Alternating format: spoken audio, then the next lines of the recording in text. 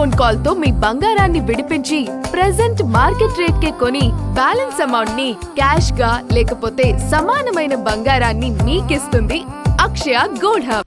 వెనిజువెలాలో విస్తారంగా ఉన్న చమురు నిల్వలను వెలికి తీయడానికి అమెరికా చమురు సంస్థలు ముందుకు రావాలని అధ్యక్షుడు డొనాల్డ్ ట్రంప్ కోరారు. ఆ దేశంలో పెట్టుబడులు పెడితే పూర్తి రక్షణ కల్పిస్తామని భరోసా ఇచ్చారు. పెట్టుబడుల విషయంలో వెనిజువెలాతో చర్చించాల్సిన అవసరం లేదని, అమెరికా ప్రభుత్వంతో ఒప్పందం చేసుకుంటే చాలని అన్నారు. శ్వేతసౌధంలో అమెరికాకు చెందిన చమురు రంగ సంస్థల ప్రతినిధులు ట్రంప్తో భేటీ అయ్యారు. వెనిజువెలా చమురు రంగాన్ని అమెరికా సంస్థలు ఆధునీకరిస్తాయని ట్రంప్ తెలిపారు. అందుకోసం దాదాపు $100 బిలియన్ పెట్టుబడులు పెడతాయని వెల్లడించారు. వారికి ప్రభుత్వ నిధులు అవసరం లేదని, తాము రక్షణ కల్పిస్తే చాలని వ్యాఖ్యానించారు. భారీ చమురు నిల్వలు ఉన్న వెనిజువెలాలో పెట్టుబడులు పెట్టేందుకు అమెరికన్ కంపెనీలకు ఇదొక పెద్ద అవకాశమని చెప్పారు.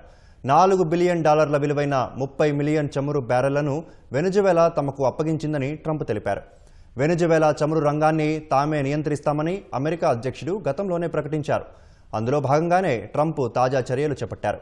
మరోవైపు వచ్చే నెలలో కొలంబియా అధ్యక్షుడు గుస్తావో పెట్రోను కలుస్తానని ట్రంప్ వెల్లడించారు.